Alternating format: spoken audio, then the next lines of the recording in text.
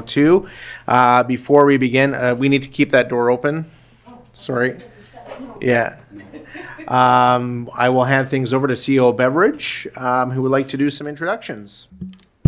Thank you, Mr. Mayor. Today I have the great pleasure of introducing Paul Hanlon as our General Manager of Corporate Services. Council probably is aware and has seen Paul at our table before. He was the interim planning manager for several months in the infrastructure and planning area. Paul comes to us with a great deal of municipal experience, everything from CIO to managing several different departments. So we're very happy to have Paul at the table with us, and we hope the council also appreciates his experience as well. Thank you, sir. We also have, today Clayton is going to introduce our newest member from the team for infrastructure and planning. All right, thank you, CEO Beveridge, Mr. Mayor and Council. Yeah, it's my pleasure to introduce Armia McHale. Armia is our new Capital Projects Manager. Come on up, Armia. Come on up to the front. Armia has about over 20 years of experience in engineering services. He has his degree in civil engineering. Most notably, he spent time in 4 provinces in Canada, Saskatchewan, Alberta, Manitoba, and a little bit of time in Ontario, I believe, as well. He claims, and I believe him, that Alberta is his favorite, and we're very excited to have him on his team. He has lots of great experience, and he's been in here for 2 weeks. I think July 4th he started, and he's been an immense help already, so we're very happy to have Armia on our team. Welcome, Armia. Thank you so much. Forward working with yourself and Mr. Hanlon as well. So thank you very much. Oh my God, yeah. All right. So with that, we have another introduction to do today. I am pleased to welcome Hunter Stunzi, who is our mayor for the day. Come on up, Hunter. Don't worry, we're not going to make you speak unless you want to. You can have a seat. So Hunter was the winner of the Mayor for the Day contest. Her idea was to improve pedestrian safety in our community by improving the crosswalks at HRH, by HRH, getting the lines painted down. And I understand through our discussion with CEO Beveridge a little earlier that work is underway for line painting in the community. So congratulations, Hunter, our Mayor for the Day. And on behalf of the Edson Youth Council and Edson Town Council, I'd like to present you with a gift bag with a whole bunch of Town of Edson swag.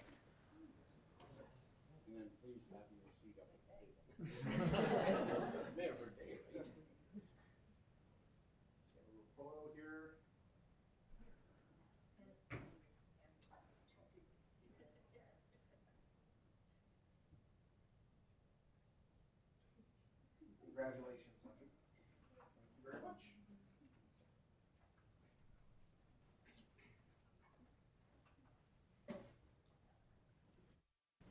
And I look forward to voting for Hunter in 5 to 10 years. So thank you for entering the contest. So with that, we also have our Youth Council here today, and we'll get to that here shortly in our agenda. Can I get a motion, please, that the agenda for the July 18th, 2023 regular meeting of council be adopted as presented? And we will go to Councillor Chenard. Do not touch the button. All right, so council, please vote now.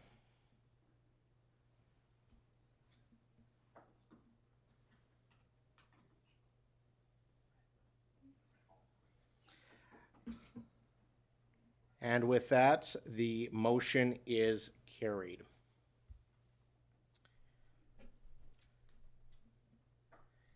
We have, let's see here. Can I get a motion, please? The minutes of the June 29th, 2023 special meeting of council be adopted as presented. And we will go to Councillor Bevan. I'll make it so. Thank you, Councillor Bevan. And I will call the question. Please vote now.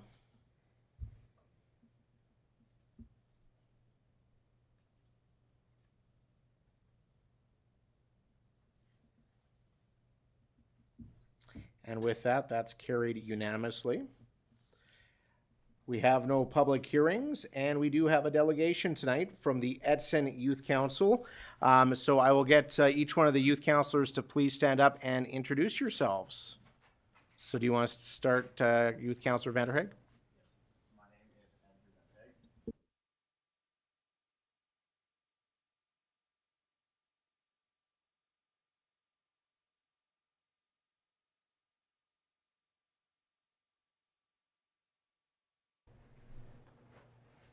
My name's Olivia Hemsley. This is my second term on youth council. My name is Sadie Whitford. This is my first year on youth council. My name is Braden Arishi, and this year was my 5th and final year on youth council. My name is Emmy Filardo, and this is my second year on the youth council. All right, well, welcome and come on up. Youth Councilor Vanderheg, I think, has taken the lead on the presentation to give council an overview. I also want to recognize Deanna Insco, who really keeps everything moving forward from our Community Development Department. If you want to give yourself a wave there. Thank you for all your work, Deanna. So we'll hand things over to Youth Councilor Vanderheg and Youth Councilor Hemsley. Do I talk into the mic? Yep, it's already turned on for you. Awesome. All right, well, our presentation is the Edson Youth Council in 2023, our accomplishments and our importance. There's the picture we got at the start of the year. Right there. Yeah. This year marks the 5th term of the Edson Youth Council. And although the last few years have been impacted by COVID-19, this was by far our best year for engagement in the last few years, motivation and action as well. In addition to just volunteering, we have broadened our goals, and in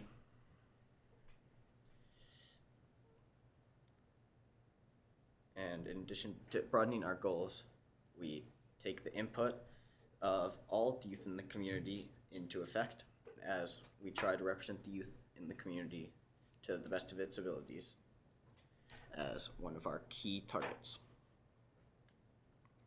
One of our main accomplishments this year would be Earth Week, and this is the second time in the last 2 terms that we have been donated trees by Weyerhaeuser, which has been great as we've been able to hand them out amongst the town and help plant them all over, along with multiple garbage pickups involving youth council and other peoples outside the youth council as well. We also ran a 50-50 during the trade show this year, which generated a $500 profit as we sold all 500 of our tickets, and we were able to donate this to the food bank while also gaining some winter coats to give to the wayfinding program. We hope that we can use this in the future as well, as it seemed like a great success, and we'll work on this in the future terms. But another project is the Mayor for the Day project, which we were presented by our Mayor for the Day today, and this one has been around a little bit longer, and it was great that we had great participation this year, and Would you like to expand on that? some participation. And we'll reassess it next year and see if it continues.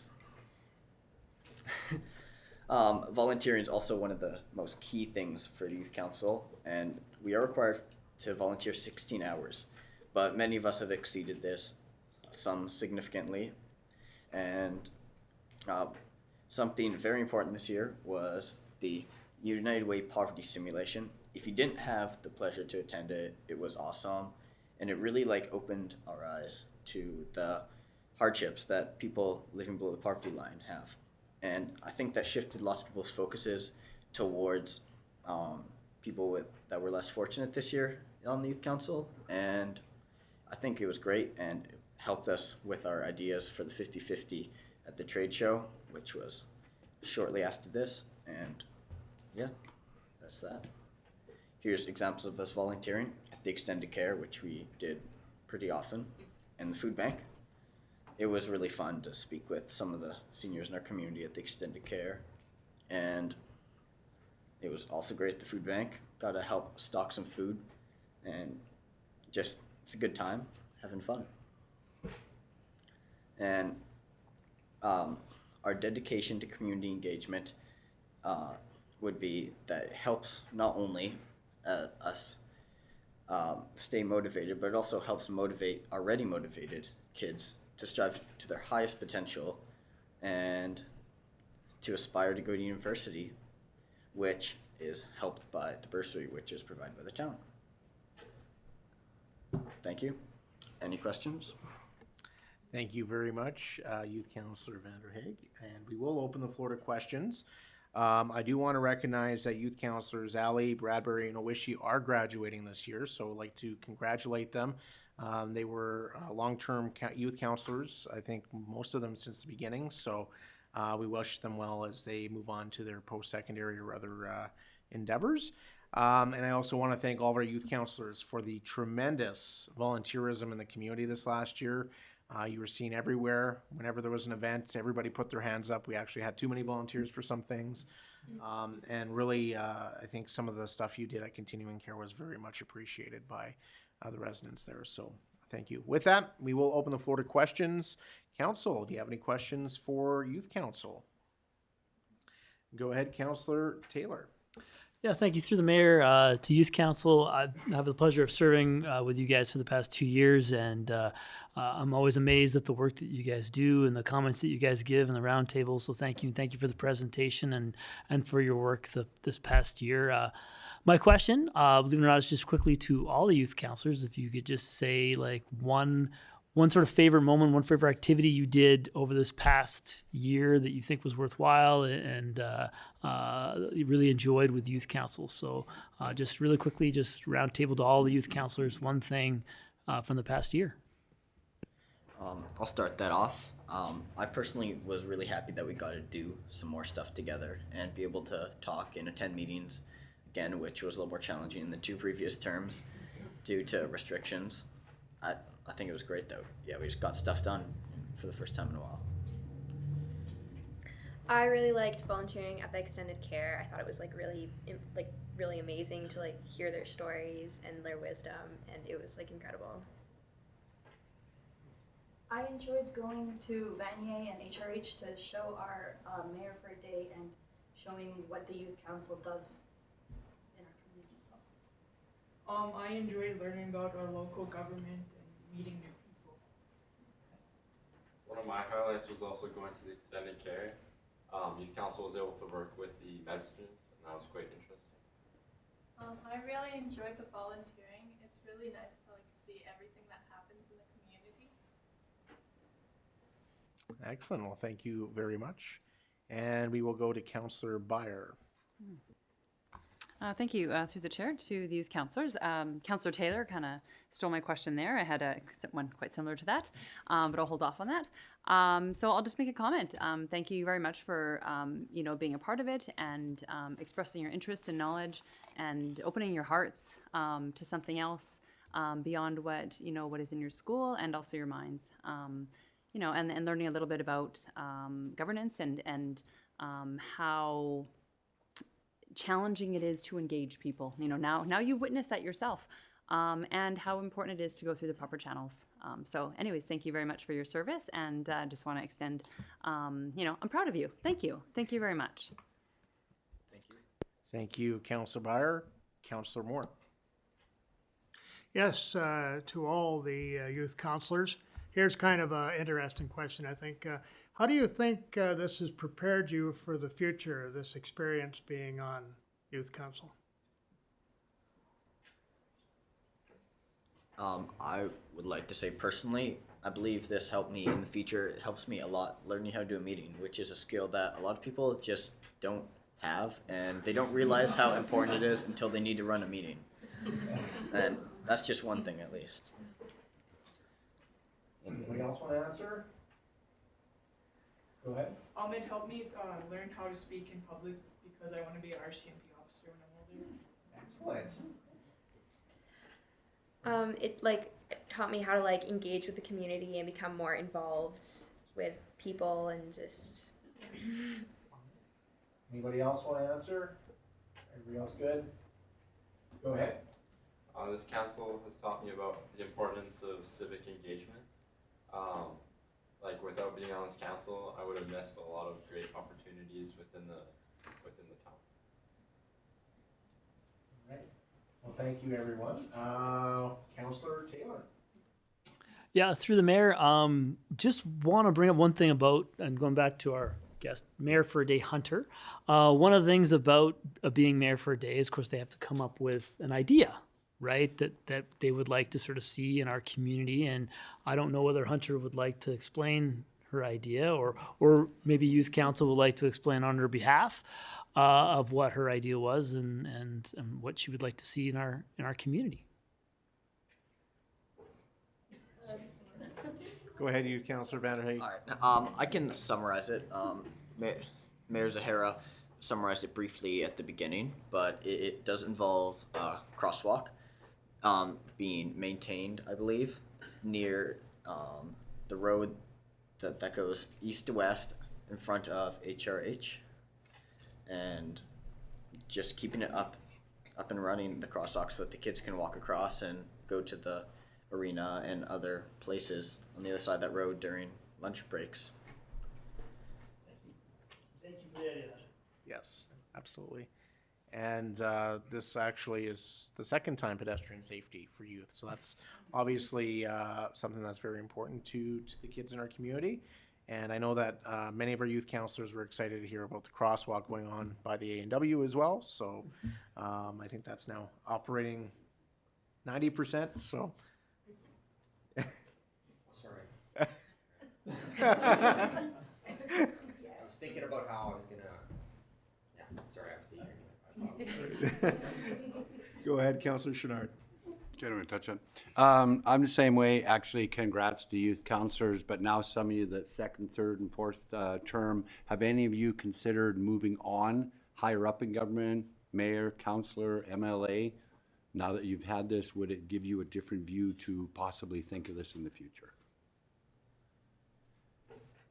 I would definitely consider municipal politics, or even like provincial politics, a lot more than I would have without having this experience.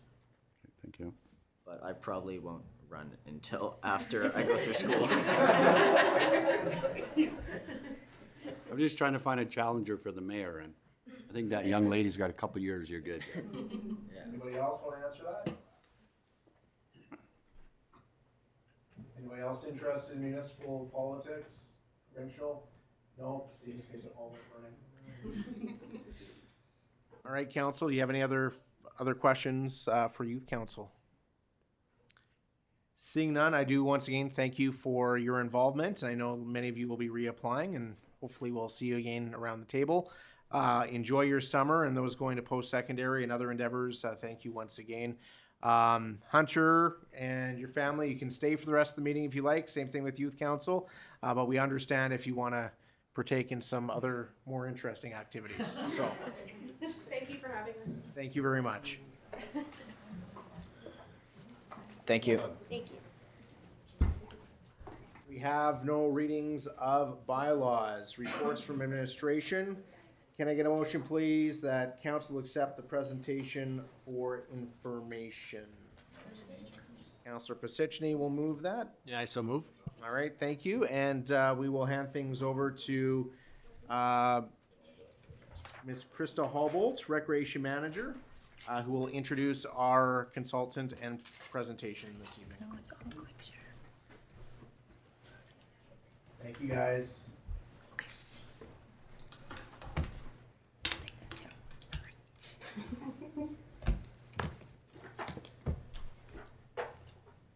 Do I have to push it, or is it just on? Okay. Okay. So thank you, Council, for having me. I'm here tonight with our consultants from RC Strategies, Mike and Megan, who are up on the screen there. So they've been hired by the Town of Edson to complete a review of the recreation services and fees, as well as our user group relationships. So you or the community might ask, why are we doing this review? Number one, it aligns with the strategic priority of providing effective leadership and community engagement. So more specifically, ensuring that we are continually reviewing our bylaws, policies, service levels, and fees, and ensuring that we are in line with industry standard or better. Number two, in my time as recreation manager, I have identified policies and practices which require assessment and updating in order to improve our internal processes and our customer journey. So this review ensures we are staying current with our practices and preparing for the future, which includes a multiplex. Number three, we want to ensure that we are meeting the needs of our community and continuing to improve the quality of life for our residents. So once complete, this project will provide us with a set of recommendations and a clear path forward in recreation and parks, driven by industry best practices and community engagement. So some of the main objectives of the project include a clear fee structure for parks and facilities, which is on par with our comparable communities. Policies like facility space allocation, code of conduct, booking and cancellations, etc., and service levels defined that match the fees that we're charging. So RC Strategies is a leader in the recreation world and have a proven reputation for providing exemplary results. So without further ado, I'd let Mike and Megan get started on their presentation. Okay, just want to make sure you can hear me well. Can you hear me? Yep, we can hear you. Thanks, Mayor, Mayor and Council. Great to be here tonight, and thanks for giving us some time on your agenda. Both Megan and I are also in Treaty 6 territory, but we are obviously calling in virtually, and we're just down the road in Sherwood Park and in Edmonton. Krista kind of spoke to what we're here to talk about, and we really are up at the kind of beginning stages of this project, which we've called Recreation Services and Fee Review. So our agenda for our presentation to you today, on the next slide, please, Megan, is to give you an introduction to ourselves, to our process, give you an overview as to what the project's all about, which will really just build upon or not repeat too much what Krista said, and give you a chance to give us some initial feedback and input on this important work. So with that, the first thing I want to do is just tell you a little bit about RC Strategies. So we're a consulting company that specializes in parks and recreation. Our head office is in Sherwood Park in Alberta, but we have people that live all across Canada, and we work, right now we're in 9 of the 13 provinces and territories. So there aren't a lot of companies out there that just specialize in this kind of subject matter, I guess, primarily with municipalities. And as it says up on the screen there, parks and recreation is what we do. We have a mission that's very much focused on helping our clients, but also helping push forward the parks and recreation sector in general. And that puts us in places that I guess give us enable us to bring value to communities like Edson in terms of our experiences elsewhere, not just working for clients, but also being involved in volunteer positions and different types of initiatives that relate to parks and recreation across Canada. We're data driven, and I hope that when we're on the back end of this project, you'll see that any of the recommendations that we bring forward will be just that, data driven. And we know that that's important for councils because subject matter like parks and recreation, unlike some of the other services that you have to debate and offer, isn't really legislated. It's really dependent upon, sometimes we call it political will or administrative will or tradition and history. And there isn't a lot of formal guidance out there. So it's really important for us, and we know it is for you, to make sure that our recommendations are justified.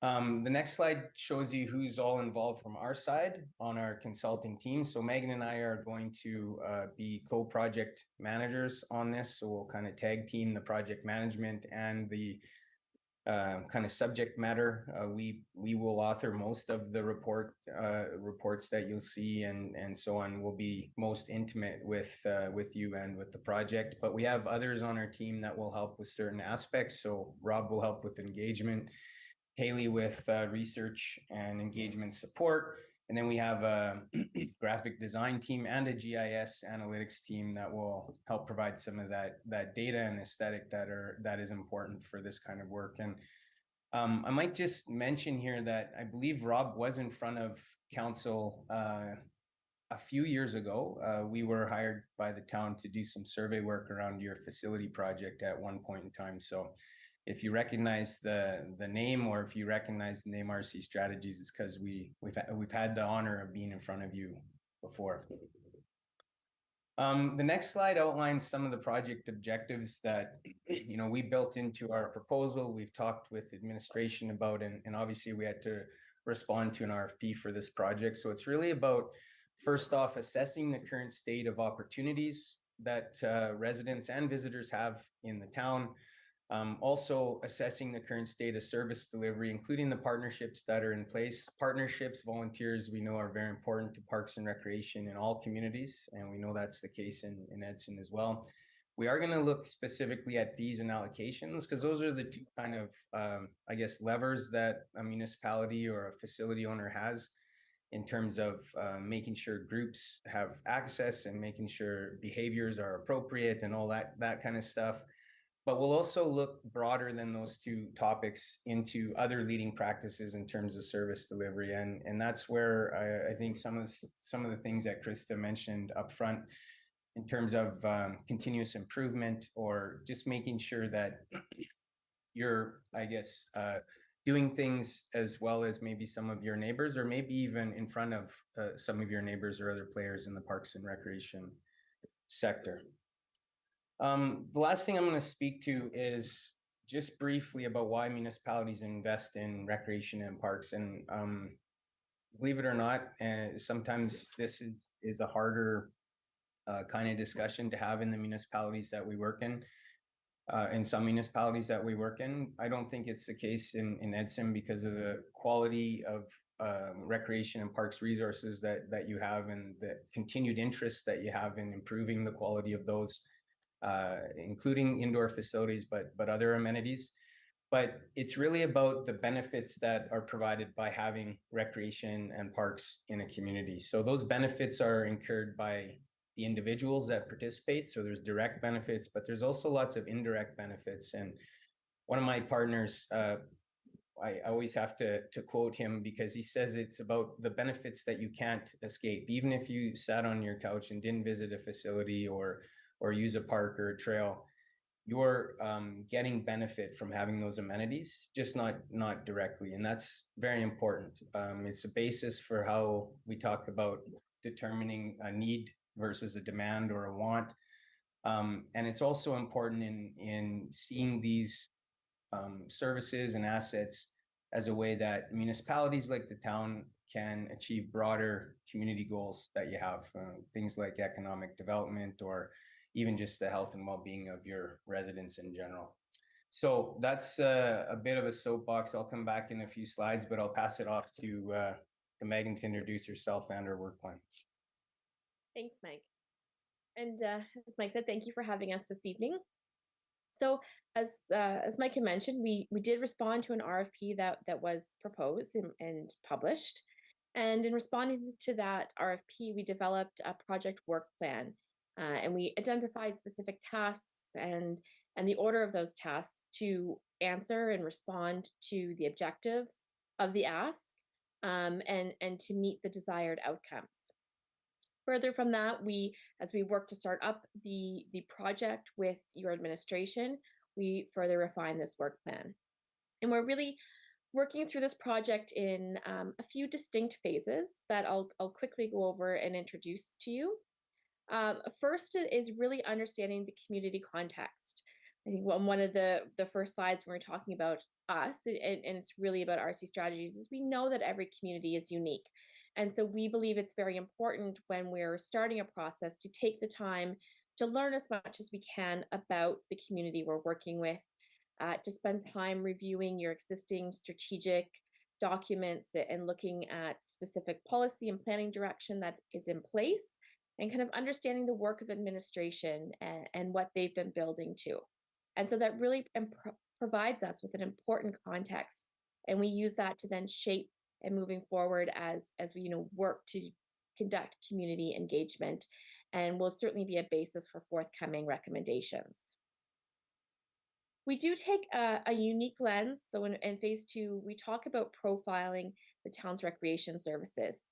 And that's looking at what is existing in the community. So looking specifically at the town's facilities and spaces, conducting an overview of the inventory that exists, but then starting to understand how they're being utilized, how the operations are occurring within those facilities currently. And your administrative team has been wonderful in providing us with, an abundance of information that allows us to go in to analyze that, and to get that understanding of what is our current state. Broadly, we look at recreation programming that's offered by the town, but also looking at programming that's offered by partners. So looking at the community sport organizations who are using your facilities, so we can understand how the facilities are being used and what are kind of the different models and methods of service delivery that we have to meet the needs of the residents within the community and as well as visitors. So really getting that clear picture of recreation services that currently exist, and allow us to make some initial assessments prior to going out to speak to the community. The third phase is listening to the recreation community. So that is going to be a really important piece to this project. So engaging internally with town staff, to understand the processes and the different procedures that exist currently. And then engaging with the user group. So engaging with the community members who are currently using your facilities and spaces, to get an understanding of what works and also perhaps what doesn't work, so we can look to see what opportunities are there to enhance our services in the future. In the fourth phase, we're going to be exploring the recreation sector, and that's going to be taking a broader lens. So we'll be looking at some municipal comparators, and I'll speak to those in a few slides. But also looking at leading practices, so across Alberta, but also across Canada and more broadly around North America and even the world. And so really drawing in examples and our understanding of the sector and providing some direction that will anchor our recommendations and provide perhaps some insights and innovations that may want to be considered moving forward in the town. And the fifth phase is really about pulling it all together. So we will have a key findings presentation that'll kind of highlight all of the information that we found, provide an initial look into that analysis, and then provide some kind of key themes and key directions that we'll be looking at for our policy direction and recommendation around procedure moving forward. There'll be 2 key reports that come out from our work. One will be a summary of the municipal comparison work. And then lastly would be the overall recommendations around recreation services and fee review. So focusing on allocations and fees, but then also more broadly on the partnerships and service delivery. And that will culminate in a final presentation to you, Council. So we do have a timeline that we've worked with, and that we've worked with administration to establish. So we did kick off the project in May, so working closely with administration. Obviously we've had a few disruptions since then. Unfortunately, your town has had a few hardships, but thankfully we had some information. So on our end, we were kind of able to continue on and doing some of that background analysis and research. Currently, we're going through and looking at that current state. So we're analyzing utilization, different pieces at the moment, doing that background research. Through August, end of August and into September, we'll be hosting our community discussions as well as doing some engagement with town staff. Once that's completed and analysis is done, we'll look to host a key findings workshop at the end of September, potentially early October, with a final draft report coming in later October. And so, of course, sometimes with engagement programs, things can get shifted, but this is our tentative timeline that we're working with currently with administration. As I had mentioned, we have identified some key municipal comparators. So we've worked closely in our working group and identified 8 potential communities. And we have also provided you with a memo that outlines why we've selected these communities. Some we've selected because we know that they are key municipalities that this town has looked to previously as municipal comparators for their benchmarking work. Some are communities that, from a recreation context, they make sense. And so what we've done is we've really looked to try to identify communities that are contextually similar to Edson, so we can, try to draw some insight from these various communities to provide and ensure that you are responding to recreation services in an appropriate manner, and in a manner that municipalities like yourselves are doing. So as I mentioned, we did have that memo provided to you, which has kind of an overview of key stats and a key rationale for each of these as to why we've selected them. And with that, Mike, I'll hand it back to you. Thanks, Megan. So that kind of concludes most of what we wanted to share with council tonight. But it is a chance, these windows that we have with you are a chance for us to hear from you as well, to give us some initial thoughts or direction. We know at the end of the day or at the end of the project that this needs to come back to you. You need to understand where the recommendations come from. Maybe we would hope that you'll all support what we come up with in terms of recommendations, but I won't guarantee that for sure. What I will guarantee is that you'll understand how we came up with those recommendations. But we really value the opportunity to talk to elected officials in processes like this because it's important insight that you can offer. So in just before maybe we hand it back over to the mayor to handle any questions or comments of council, we did put these ones up on the screen right now. We'll revisit those after maybe Megan, you click to the next slide briefly. Those questions are also accessible through a link in the council package that you got. So if you click on that Town of Edson Council Project Introduction Feedback line there, it'll take you to a survey and you'll be able to provide us some input after the fact too, if nothing comes to mind right now. So there's not just this opportunity in this meeting to provide us that feedback, but that's also another mechanism for you to do that. But maybe if you just go back to the previous slide, Megan, please. I will maybe conclude the presentation, our formal presentation there, hand it back over to the mayor. And if council would like to answer any of these questions, please do. If you have other things to share with us, please do. And if there's nothing, you'll have a chance to provide further feedback even after our presentation is formally concluded. So thanks again for your time, and we'll hand Mike back over. Thank you.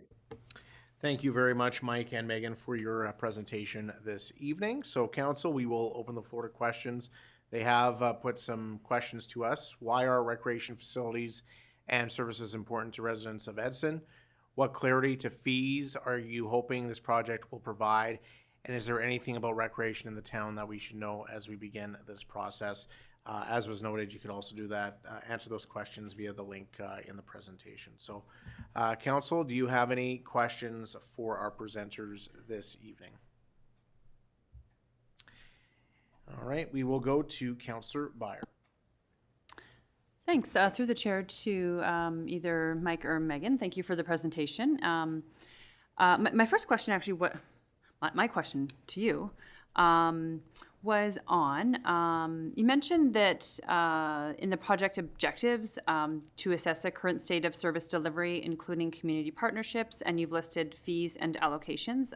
So I do understand what you mean by fees, at least I think that I do. Can you elaborate a little bit on what type of allocations you're referring to? Sure, I'll go first, Megan, and you can add in. Maybe we'll take turns at this if you want. So through the chair to the councillor.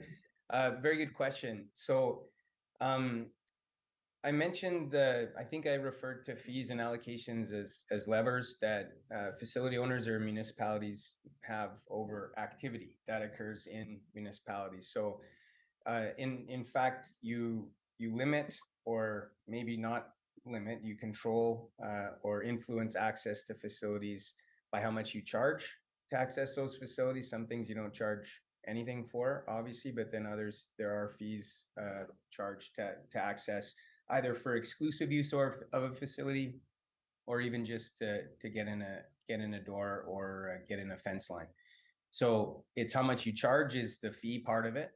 And allocations is more about in the event that you have more demand than you have supply. And even sometimes when you have more supply and demand, allocations, guidelines, or policies can limit the types or influence the types of activities or the amount of activities that happen in your facilities or spaces. So many municipalities have policies, or some have bylaws, some just have strategies or documentation around both of those aspects of service delivery, fees and allocations. They are, in terms of philosophy, I think we'll find at the end of this process that if you decide to use a certain approach or philosophy with fees, it's usually very similar with allocations, but they are two distinctly different aspects of I think the best way to put it is influencing facility or park use in a community. I don't know, Megan, if you have anything to add to that. I would just say, as Mike was mentioning, why municipalities invest in recreation, that idea of public good for all and that benefit to everyone. Allocations and fees are again a way to influence that and to ensure that we're having a balanced use of our facilities. Certainly, if we have a facility and we have pent up demand and it's kind of booked up by specific user groups and the public can't get in there to use it, that's an imbalanced use. And so allocations provides a mechanism to control for that, to ensure we have that balanced use of our facilities. All right, thank you. We will move on to Councillor Taylor. Through the mayor to Mike and or Megan. So thank you for the presentation and the update on terms of what the project scope is. I sort of entered into this when we sort of looked at budgeting. I was expecting more of just looking at fees, but now expanding it and looking at the programming as well. And I guess sort of the way I look at it is ensuring that our residents are getting bang for their buck when they have that programming, and also at the same time we're getting bang for our buck for that programming. So so you have your three questions there, and I can certainly give my comments to those three questions, which I'll also put in the form as well, and then may follow up with a couple of questions of my own. So to the first question of why recreation facilities and services are important to Edson, well, a number of reasons. I mean, first off, it makes Edson attractive, right? It makes an attractive place to live, that we provide a lot of services and programming. My parents come from another municipality, and they always remark that Edson has a lot of things going on in it. And I say, yeah, and they say, well, we wish that our community had that. And so that's just makes us attractive in that way. Another thing that I'm sure you're already aware, there's a savings. For every about $7 you spend in terms of recreation programming, you'll save $20 down the road in policing costs and fire department costs and costs with helping vulnerable people. There's stats to prove that, right? And then, it gives us purpose. We can fix all the roads in town, but if the roads don't go anywhere, what do we fix all the roads for, right? We'd have to give us some sort of direction of where to go with that. So to the second question, what are you hoping for clarity for fees the project will provide? Are we charging fair amounts? Are we getting bang for our buck, right? And that's kind of where I'm looking for that. And of course, this is, as Ms. Hubble already said, this floods into the multiplex as well in terms of what the fees and services we're going to provide with that once it's constructed, I guess. And then to the last question, is there anything about recreation in town that we should know or begin this process? That our programming is very popular throughout our community. Not only from the town level, but also in the private sector as well. There are lots of private things provided as well that are extremely important. So, so with that, I look at just some questions.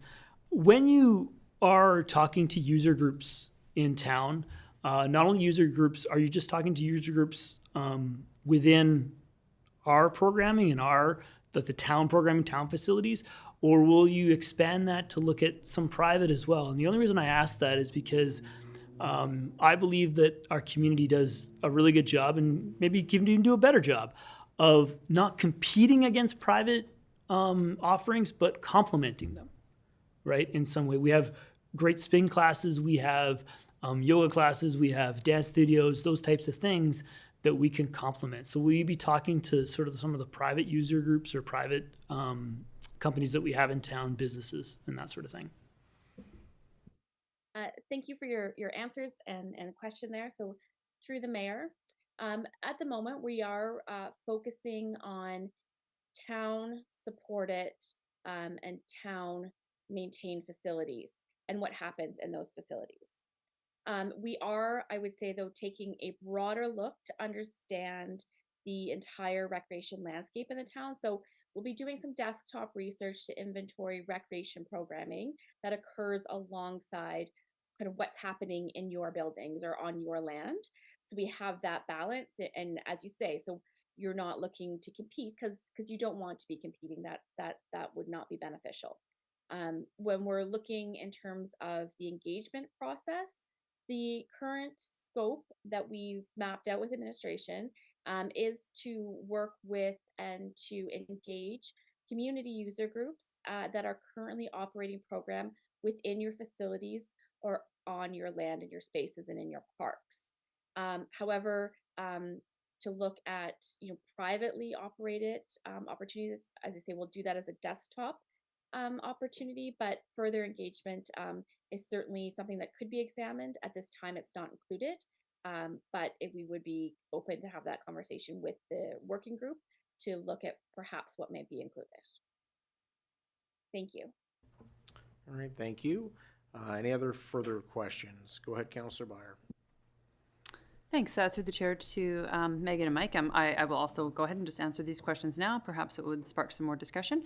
The first question, recreational facilities are important to residents of Edson. I think because it's what you do in your off time. There's a lot of, everybody works, and you need to distress and decompress. So recreation is what you do, whatever that may be. As well as, it's cold a lot of the year, and some of those indoor recreational activities are important for our health and wellness, just like it is in Edmonton and Sherwood Park. The second question, regarding the fees and the clarity, we have had some discussion a few years ago about this, and I don't know if our ability to identify what each of our areas within recreation cost, like the soccer fields or different parts of town that have staff dedicated to them, and what goes into that, and how those user groups should or do pay for utilizing those different levels of service.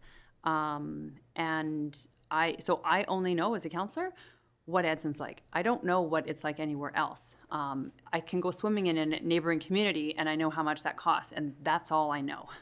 I don't have a clue what it costs to play soccer or hockey in another community. I don't know. So, having those comparators would be helpful, I think. And we have talked about cost recovery. We've talked about what the pool cost recovery is compared to the hockey rink. Is that a good method of determining fees across our recreational facilities? I don't know. And until I have some of that information, I don't know what we're up against. So having some of that data would be really great. To ensure that it's also equitable for everyone, however we may define that. And the final question about recreation, anything additional to know about recreation in the town?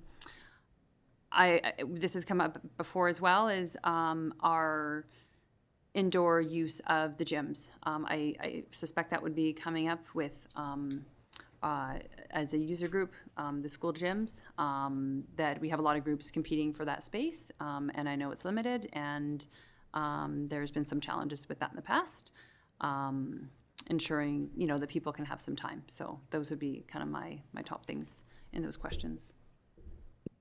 Thank you, Councillor Beyer. Councillor Chenard. Hi, thank you for your presentation. I'll answer your questions online. This report's coming to us in October, and I want a second option, because every time we do a report, they tell us all this fabulous stuff that we can't afford. So I'd like the report to come to us what we're doing right.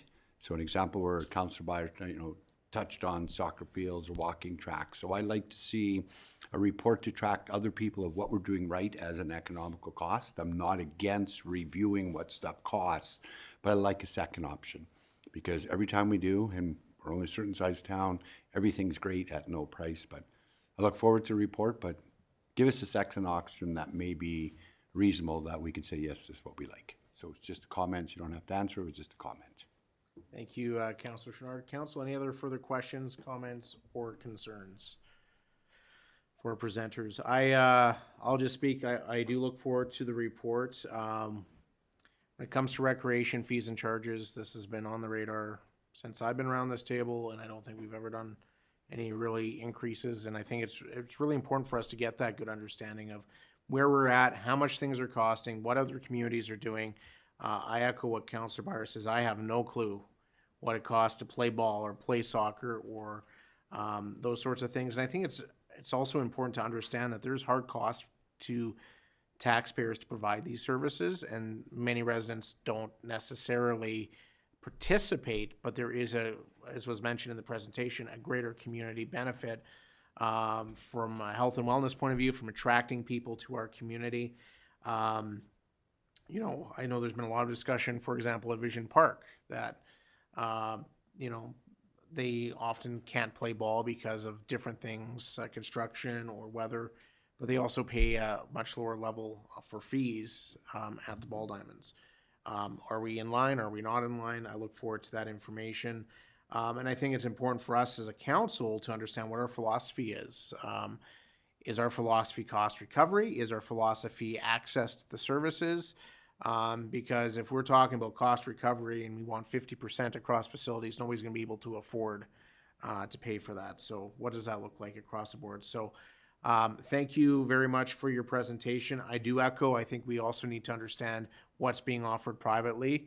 I think it's important that we don't compete with our private businesses and only complement that. So thank you. Council, any other questions, comments? Go ahead, Councillor Pasichny. Yeah, just a quick one, if I may, to the presenters, through the mayor, of course, sorry, apologize. When you're giving us comparators, can you include Edson on those comparators so we can do it across the board comparator? Because it's frustrating not knowing what our stats are, so. Through the mayor to the councillor, for sure, yeah, we'll include Edson and we'll do some averages, and there's sort of a standard way that we present that. But we will. And just while I have the mic, your worship, I just want to say that most of what was said tonight in terms of answering those questions confirms what I said before, that the town already believes in the value of having quality parks and recreation. All of the things that were mentioned there, we'll probably document, and we'll have some information in our report about that, because it's what we do. But we do understand and appreciate that that council values these important services. So thank you for that. Thank you for your time tonight, and we do look forward to seeing you again with some of that data that we promised to show you in rationale. Thank you very much, Mike and Megan. And thank you, Krista, as well, for your work on this project. And with that, we do have a motion on the floor, so I will call the question. All those in favor, please vote now or against.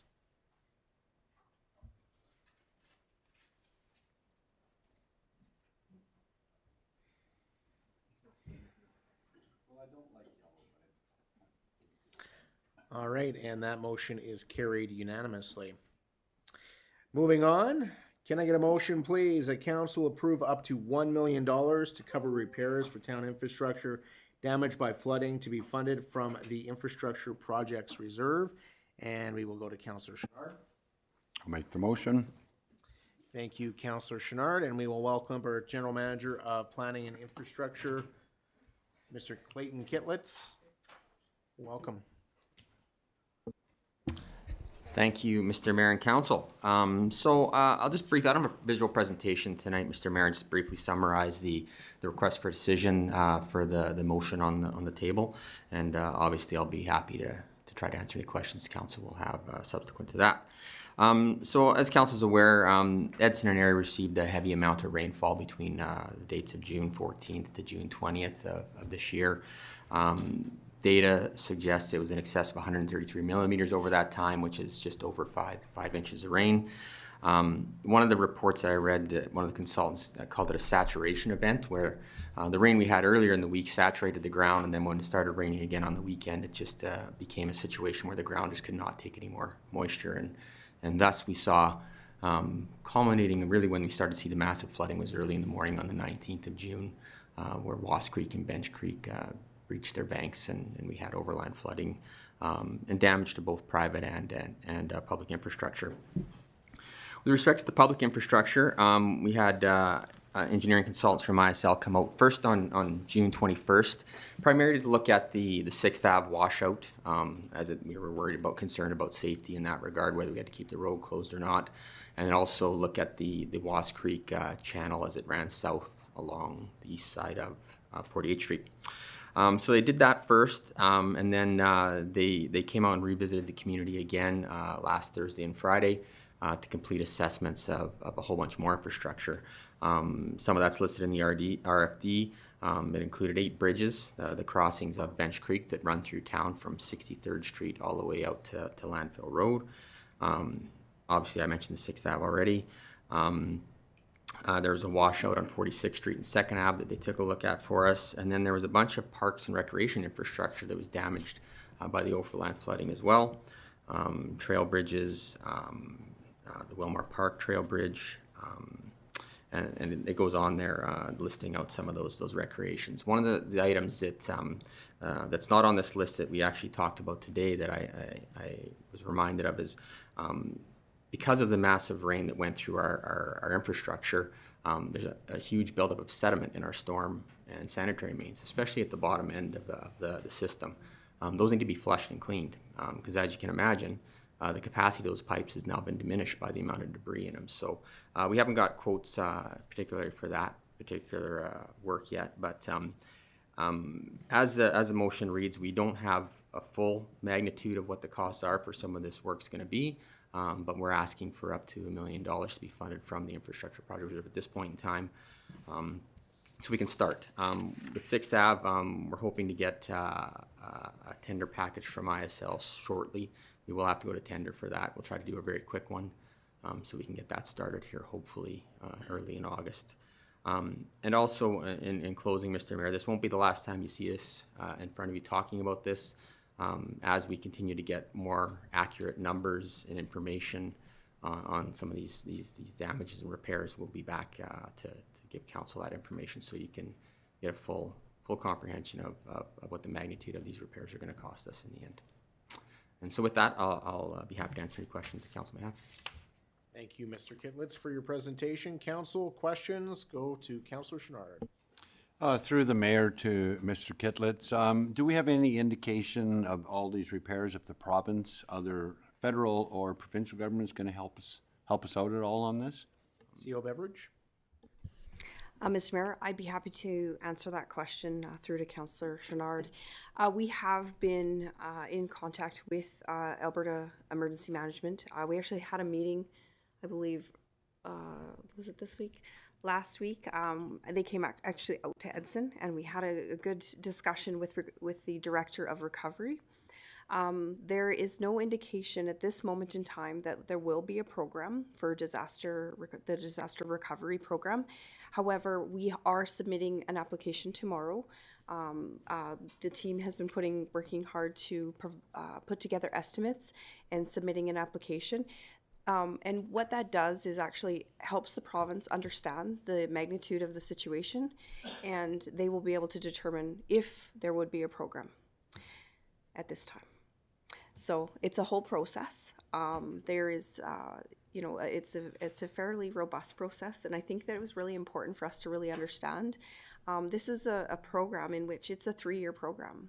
Essentially, once we submit the application, and they actually have an hydrologist that actually determines whether or not our event was something that they would be able to, that reached the threshold and for the flood. So, it's obviously they take under consideration what type of a flood it was. We understood from our initial assessment that it was a 1 in 50-year flood. That will be taken into consideration, but along the way, there's a lot of data that has been gathered since then. So we're working very closely with the province. The first step is getting the application in within the deadline, and our team has been working very hard to do so, and they are, I'm pleased to say that we are submitting tomorrow. Mr. Mayor will also be able to speak on the rest of the pieces. Yes, so as well, I've had conversations with both MLA Long and Minister McIver, understanding that we are going to need assistance from the province. You know, the fire was one event, but the actual damage to our community was caused by the flood.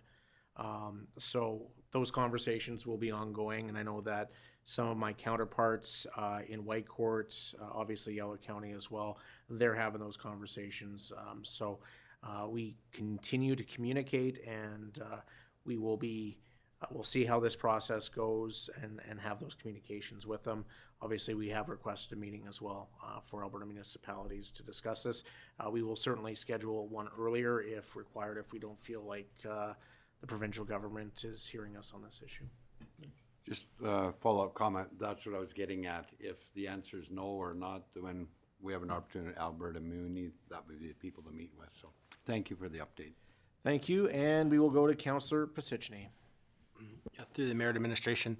You know, looking at the pictures, there's the culverts don't look like they're nice and round, and that's on the province of Alberta side. I don't want to assume, but I'm going to guess that we're in conversation with the province because it's on their side and they've been doing construction, having machinery around that stuff. So if we don't get disaster relief money, are we looking at other options for money or support from the province of Alberta in this? Mr. Kitlitz. Through you, Mr. Mayor. So certainly we've had our eye on this demolition project from the beginning. We have photographs during. At this point in time, we haven't pursued AHS or the landowner in terms of the damage to these culverts. But certainly, it's certainly a good question and one that we'll have to have on the table for sure.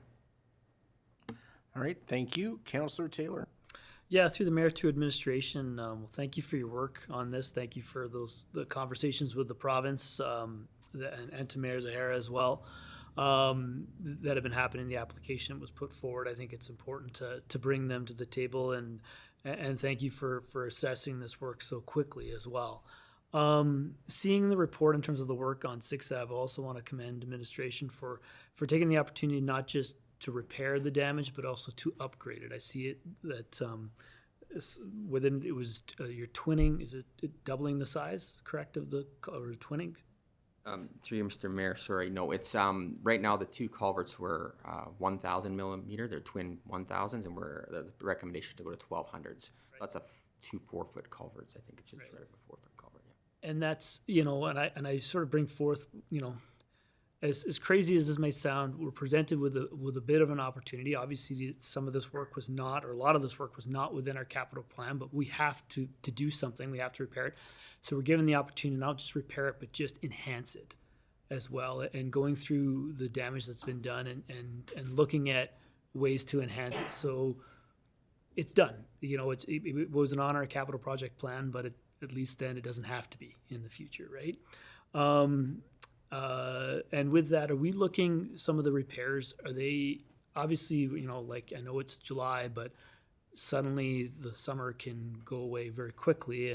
Will some of these repairs go into next year? Or are we hoping that we can get most of this done into the summer and the fall?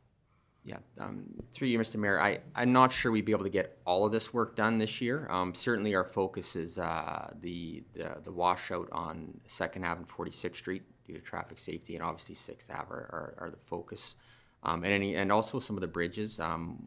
We're waiting on the final report on some of the other assessments we're done to see if there's any damages to the bridges, because those will be pretty critical to make sure that they're taken care of for obvious reasons. So likely not all of it will be done this year. Obviously this was unplanned work for us, right? And so we'll do as much as we can, prioritize them and get as much done, and anything that's left over we'll contemplate for next year's construction. Councillor Chouinard. Yes, through the mayor to Mr. Kitlitz. 2nd Avenue, so I hope it right, 2nd Avenue 46 by the Petro Canada, is that Alberta Transportation or that town of Edson's? Through Mr. Mayor, based on multiple conversations with the province on this, the infrastructure that we have that crosses the highway, touches the highway, is ours. It's our responsibility. So we will be on the hook to replace and repair that damage. The only comment the other day went to look and I didn't break through. I was standing going. Oh yeah, no, it's Thank you. Councillor Taylor. Yeah, through the mayor, spinning off of Councillor Chouinard's comment, and of course, I kind of got the answer earlier on that. My only, I don't want to say concern is that if further work on 2nd and 4th Ave is going to be happening, I would have a serious concern with the town of Edson spending a lot of money suddenly repairing that, and then all of a sudden, a year later, getting chewed up again because they're actually redoing the road. So just take that into consideration when we talk to our provincial counterparts in terms of that, because again, yes, we need to repair it. It's safety. We need to do this. But if a year from now, the province in their budget says, hey, look, we're going to be redoing all of 2nd Ave and just ripping up what you just repaired, I would have a serious sort of concern with that. So just those conversations, where that conversations need to happen are happening. So that's my comment. Mr. Mayor, I can confirm that we have our next meeting scheduled with the AT folks. I think it's mid-August. I can't remember the exact date, but it is in August that we've scheduled, and that certainly is on the agenda. We asked earlier that we be involved and in the loop on their plans for the highway, so certainly that'll be a topic for discussion. Thank you. Councillor Pasicny. Yeah, through the mayor to Mr. Kitlitz, when did that change? We had a major flood event 2003-ish, 2004-ish. Yeah, well, maybe 2002. And that time, the highway was flooded. We had to divert the highway. And the province came in and fixed the storm drains to manage the water because the storm water was off their highway and they needed to manage it. And now I see that now they're saying it's our problem because there's a hole there. Is there a reason for that? CO Beveridge. Mr. Mayor, through to Councillor Pasicny, when we met, actually Mr. Kitlitz and I met with Alberta's Transportation 2 years ago, actually. We actually asked that very question as far as whose responsibility is the infrastructure on the highway, being the side, as far as our curb and gutter and the storm sewer. They very clearly articulated, and that would have been 2021, that it was our responsibility. Everything on the side, outside of the pavement, is ours. And I can most definitely find out when that changed, and I can report back to council. Not a problem. Councillor Pasicny, you have a follow-up? Yeah, through the mayor to CO Beveridge. Yeah, because they paid for all the upgrades, and it's very much like your property, water rolls onto your neighbors. It's your responsibility, and it's their highway. And those curbs and gutters are within their highway right away. So I think that was probably an administrative change. They went, oh, we're tired of paying for this, and the municipalities can start paying for it. Their alternative is about a $500 million bypass. So let's have a conversation with them because that frustrates me because that was a change. And I know back before they had upgraded all the infrastructure, and that's why it didn't flood there because they upgraded infrastructure there to handle the storm water to manage their highway.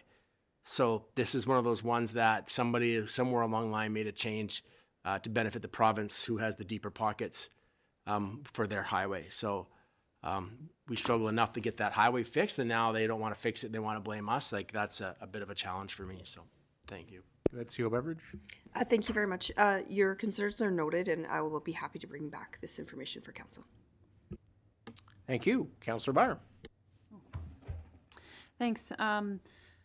Thanks for all your work on this. This has been an undertaking that we certainly weren't expecting by any means. I just have a comment. It's regarding, I think in the bottom of the report there, it has future considerations that the town undertake a comprehensive stormwater master plan, and I think that's been on the table for, I think it's been about 5 years. So I realize you guys are all new, so I'm not trying to pass any blame here. I just want to confirm my continued support for that, that perhaps next year can be the year that it passes in our budget. So I just want to express my concern that we haven't done it yet, and I know we've had lots of different things, different challenges, but I guess the event that we just had really confirms that we do need to have a better understanding of what's going on in our stormwater system. So thank you. Thank you, Councillor Byer, and I echo that comment. Seems to always get put off, delayed, and here we are. So, thank you for that. I certainly think we need to get this work done, especially the safety concerns. Having 6th Avenue is closed is certainly a challenge for emergency access and other things. You know, any information that administration could provide on Councillor Pasicny's point. Don't know if we have any information going back. That's pretty hard to get data from back then, but to make the argument to the province that they should be at the table. And that's why we need a disaster recovery program, so they'd be there to help support the funding of those things. So thank you, Mr. Kitlitz. If there's no further questions, we will call the question, and please vote now.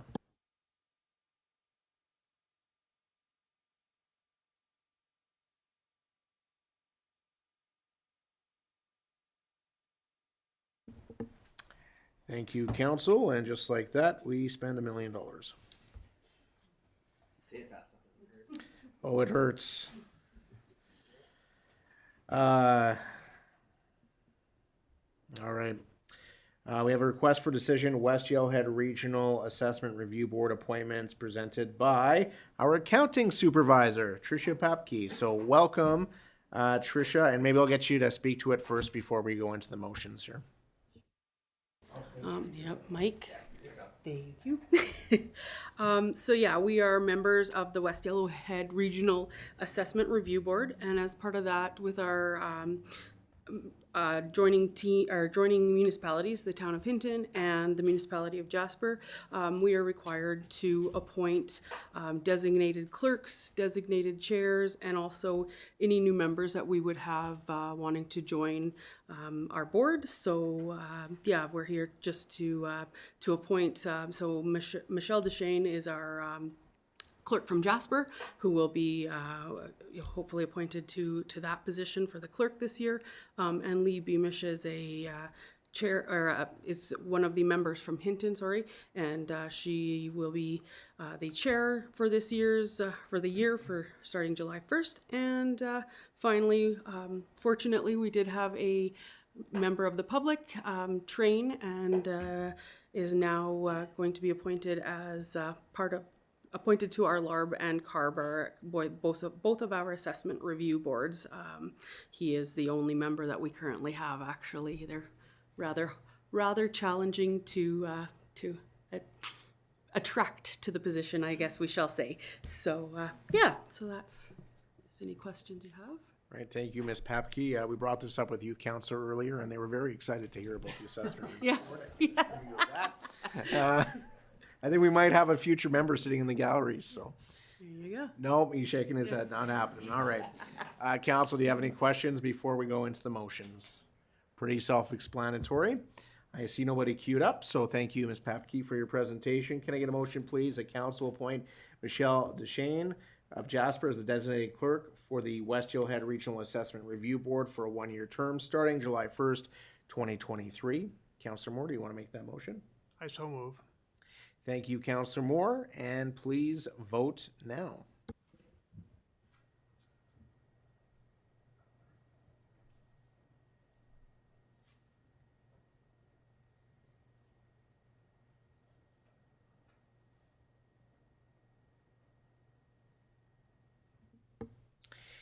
And that motion is carried unanimously. Can I get a motion, please, that council appoint Lee Beamish, Hinton, as the designated chair of the West Yellowhead Regional Assessment Review Board for a one-year term starting July 1st, 2023, with designated chair's remuneration and expenses to follow the Town of Hinton Council remuneration policy. Councillor Byer. I so move. Thank you, Councillor Byer. Any questions, comments, or concerns? Seeing none, please vote now.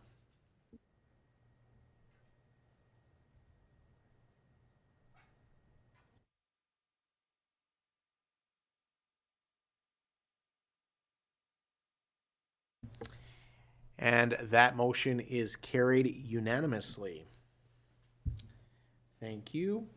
And can I get a motion, please, that council appoint Mark Fedoruk to the Local Assessment Review Board and Composite Assessment Review Board established under the West Yohead Regional Assessment Review Board for a 3-year term commencing immediately until May 4th, 2026.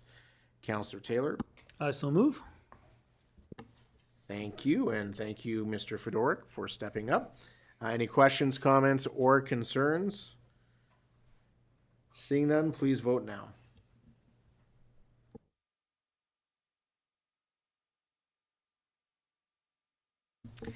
And that motion is carried unanimously.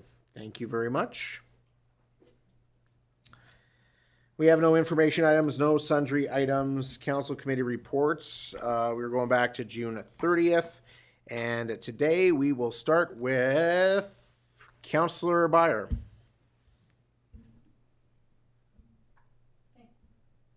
Hang on one sec here. Oh. Why is that? There we go. All right, there we go. Thanks. My only thing is on July 11th, I had a multiplex steering committee meeting. So just to keep moving things forward.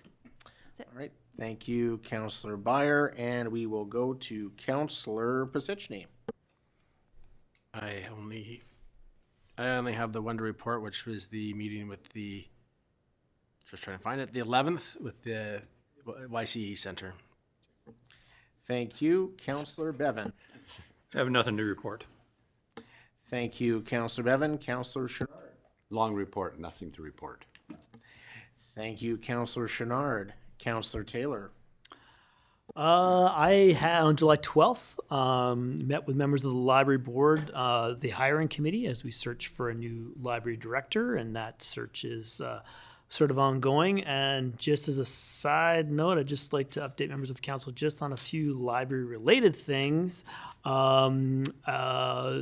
The 24th is the last day. I think it'll be closed just before that, as our staff will begin to package things up and get prepared to move.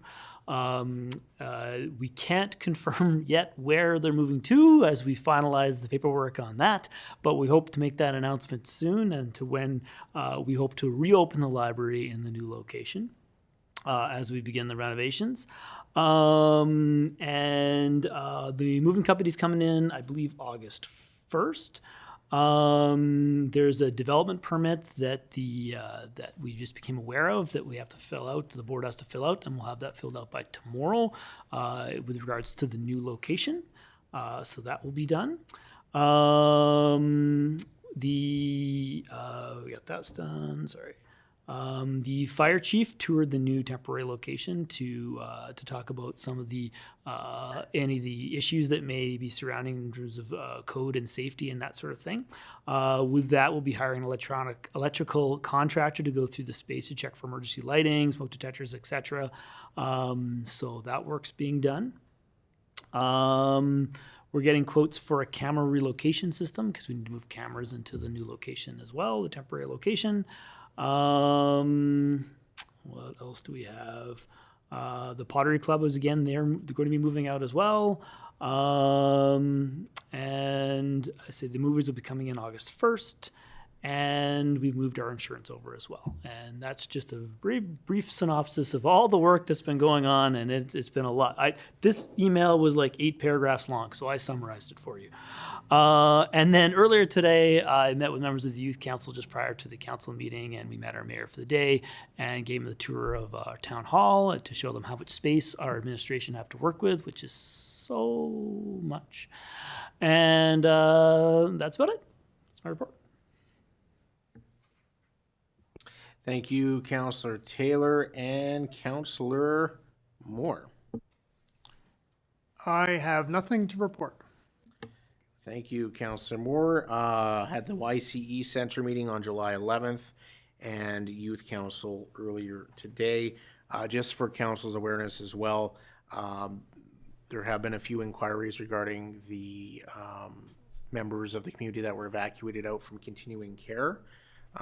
So you may have had some questions about that. AHS confirmed this afternoon that those residents are going to be repatriated back to the facility starting later this week. So that's going to take some time, but I just want to make sure council is aware of that.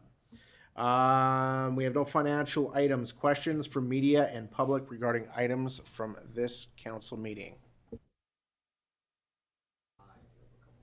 Come on up. Please introduce yourself again and ask your question pertaining to this council meeting.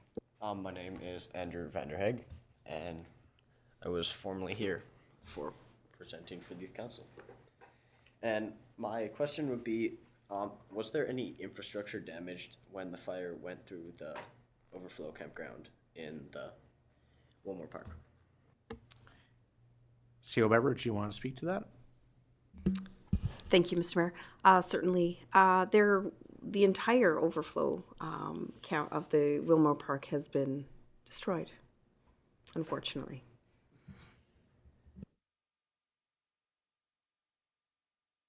Planned to rebuild, or is that still on the drawing board? I would say it's too early to make that determination. It's not on our capital plan at this point in time, but that'll be something that we will be reviewing as time goes on. We're still very much in the emergency response phase to the fire. That's it. All right. Thank you, Mr. Vanderhaeg. Any other questions from public or media? Seeing none, I will move to ask for a motion to move into a closed meeting session pursuant to the sections noted in the agenda package. Councillor Beyer. I so move. Thank you, Councillor Beyer.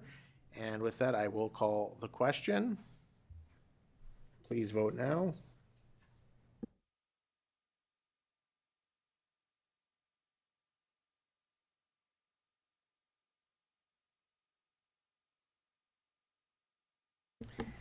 Thank you, and that motion is carried unanimously. I'm going to turn my mic on.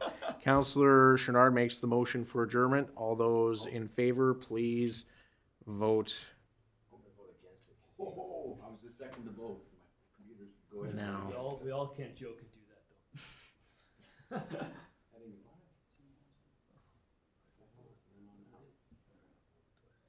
I voted twice.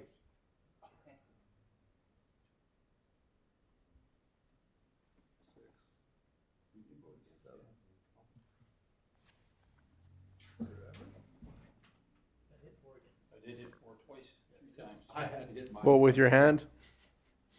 It worked. Are you kidding me? That motion is carried unanimously. Thank you, everyone.